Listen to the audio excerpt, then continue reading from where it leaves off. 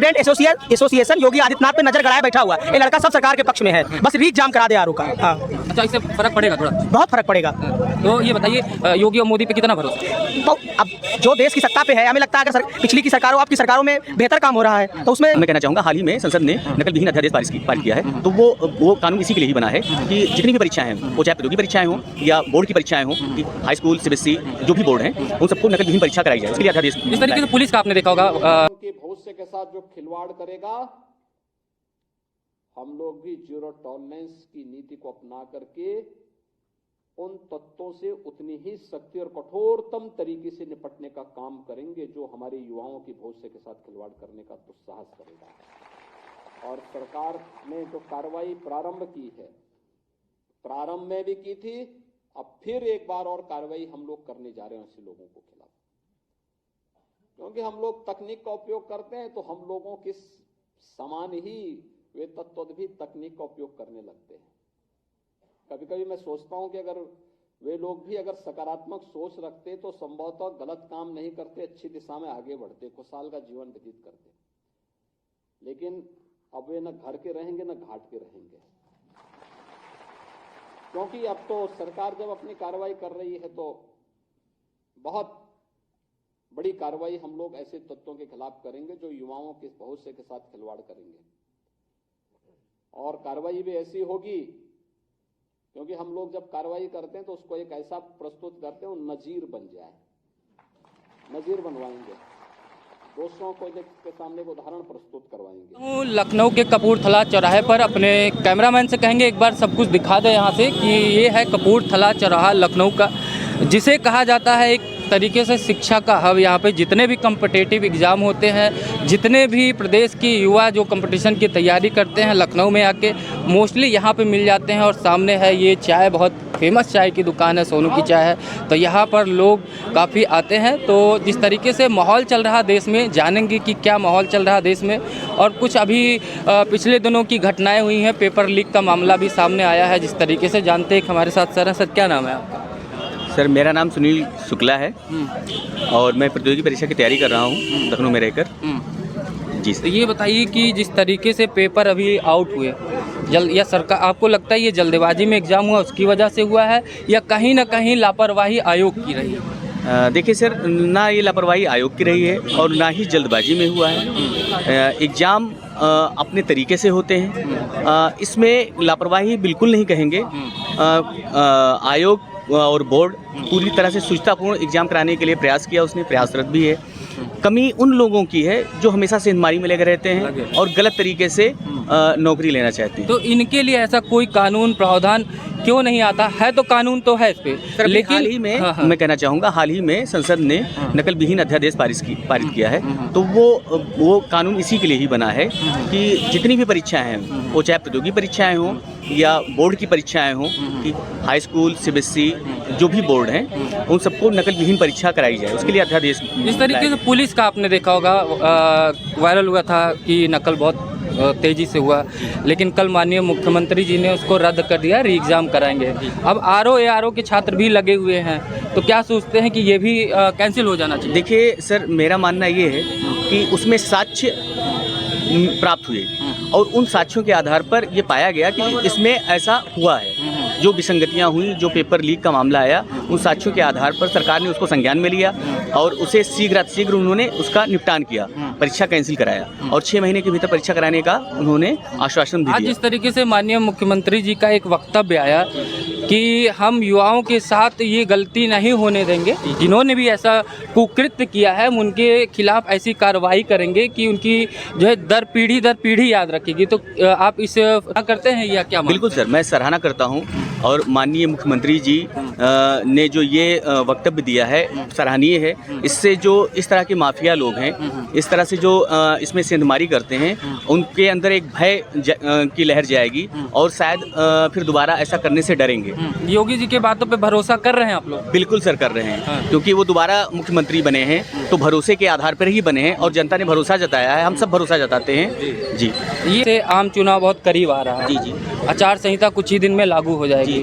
मोदी सरकार के 10 साल के कार्यकाल के बारे में आप युवा जन क्या सोचते हैं?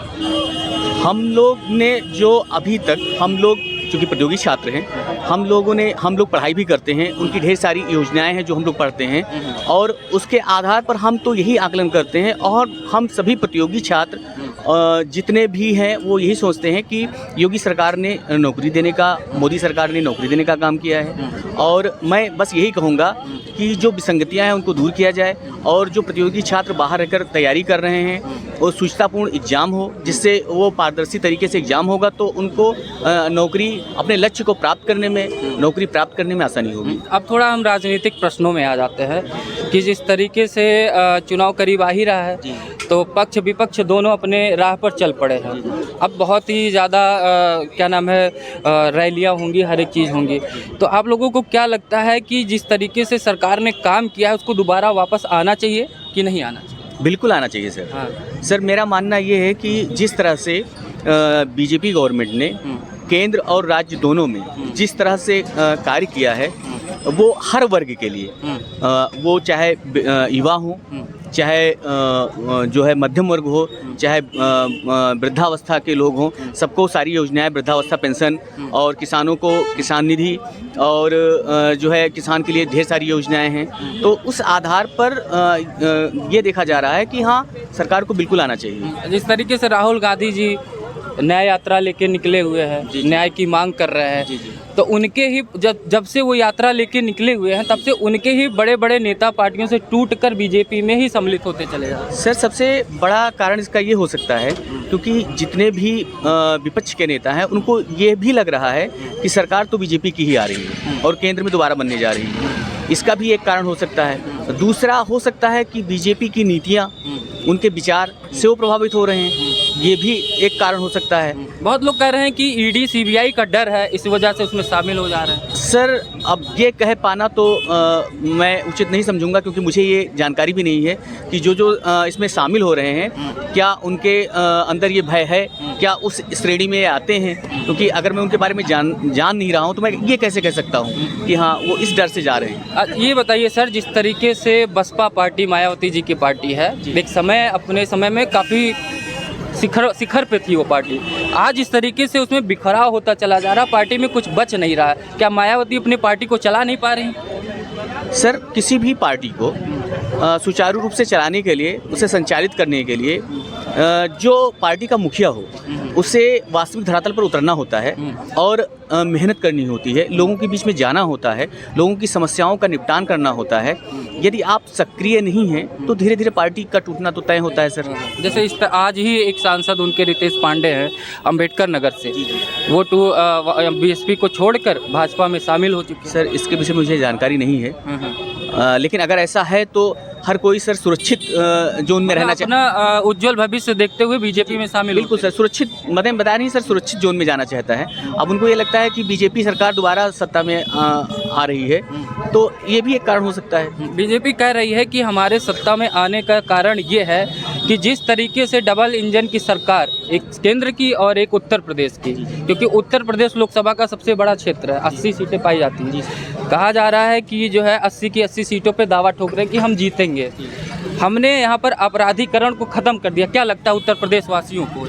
सर, इससे तो आप भी नहीं नकार सकते, आप मीडिया वाले हैं और मीडिया तो इन बातों से बहुत अच्छे से वाकिफ़ है कि भय तो ज़रूर लोगों में व्याप्त है, क्योंकि जो गलत कदाचार जिनके अंदर था, जो अपराधी थे, भूमाफिया थे, सब में वो डर जो है समाया हुआ है कि अगर मैं कुछ करूँगा तो फिर ठीक नहीं होगा, फिर सीधे घर पे बुलडोजर चलेगा। बाबा की बुलडोजर नीति कैसे लगती है आपको? सर, अच्छी है, कम से कम एक खौफ का माहौल पैदा होता है और लोग ये डरते हैं कि हाँ, मैं अगर ऐसा करेंगे, गलत करेंगे तो मेरे घर पर ऐसा हो जाएगा। तो सर, एक खौफ भी बहुत ज़रूरी है। कहते हैं खौफ नहीं होगा तो लोग फिर जो है कुशासन की तरफ जाएंगे और अपराध को बढ़ावा मिलेगा, बल मिलेगा, तो उस बल पर ये लगाम है। आरओ के लिए आप लोग क्या सोचते हैं? क्या आप लोग भी डिमांड करते हैं आरओ का परीक्षा एग्जाम हो? हाँ, बिल्कुल करते हैं। अगर उसमें अगर कहीं किसी स्तर पर अगर धांधली हुई है तो उसकी पूरी प्रक्रिया की जांच करने के बाद अगर धांधली उसको सही पाई जाती है तो उसको निरस्त करने का सबसे बड़ा फैसला रहेगा। क्या लग रहा है छात्रों को, क्या लग रहा है कि इसमें धांधली हुई है या नहीं हुई? हाँ सर, धांधली तो हुई है। धांधली तो मैंने भी देखा है, कहाँ से लीक हुआ है और वो सब हम लोगों ने भी पढ़ लिया है। बाकी अगर जहाँ से भी उम्मीद रहेगी सरकार हम लोग के पक्ष में फैसला सुनाएगी, हम लोग को यही उम्मीद है। पुलिस में अभी माननीय योगी आदित्यनाथ जी ने रद्द कर दिया कि एग्जाम 6 महीनों में पुनः होगा, तो क्या उम्मीद जगी है फिर से आप लोगों को? हाँ सर, हम लोग को पूरा भरोसा है योगी सरकार हम छात्रों के साथ रहेगी। जिस प्रकार से उत्तर प्रदेश पुलिस को उसने रद्द किया वैसे पक्ष में है। बस यही है, कहना चाहते हैं सरकार से कि वो री एग्जाम करा दे। हाँ, तो ये बताइए चुनाव पे क्या असर पड़ता है अगर सरकार सरकार स्टूडेंटों का सरकार से कोई मतलब नहीं होता है। स्टूडेंट कोई एक जाति धर्म का नहीं होता है। सरकार स्टूडेंट सोचता है कि हम भली बात सिलेक्शन ले, 4-5 साल से लड़का एक वैकेंसी के लिए पढ़ता है और उसके लिए लाखों रुपए 1 साल 6 महीने में खर्च हो जाते हैं। तो सरकार से यही रिक्वेस्ट है, जाति धर्म मजहब और राजनीति को छोड़ के री एग्जाम करा दे सरकार से, ये उम्मीद है। और हमें उम्मीद है कि मुख्यमंत्री योगी आदित्यनाथ जी इसको सुनेंगे और गहरता से संज्ञान लेंगे। आज योगी जी ने एक अपना ट्वीट किया है और एक भाषण भी दिया है कि हम ऐसी कार्रवाई करेंगे इन लोगों के ऊपर कि इनकी पीढ़ियां दर पीढ़ियां याद रखेगी। भरोसा है? नहीं, अभी माननीय संसद में इस पे मतलब एक एक्ट पास हुआ है। हमें लगता है कि सरकार इस पे ज़्यादा ध्यान देगी और तत्परता से काम करेगी और उम्मीद है कि मुख्यमंत्री जी अच्छा काम करेंगे, अभी करते जो आए हैं।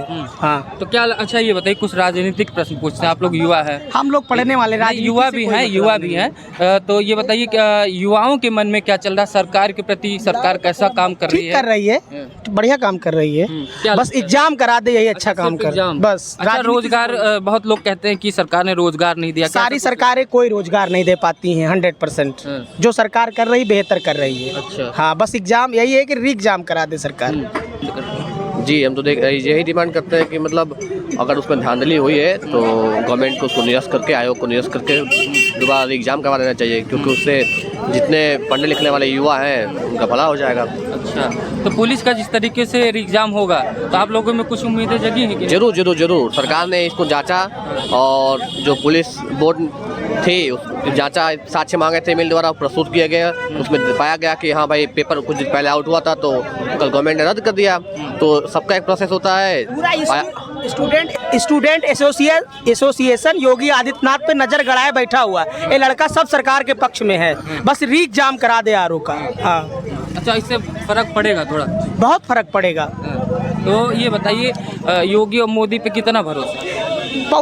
अब जो देश की सत्ता पे है, हमें लगता है अगर पिछली की सरकारों अब की सरकारों में बेहतर काम हो रहा है, तो उसमें कोई विशेष टाल मटोल वाली बात नहीं है। अंततः एक ही बात है कि री एग्जाम करा दे सरकार।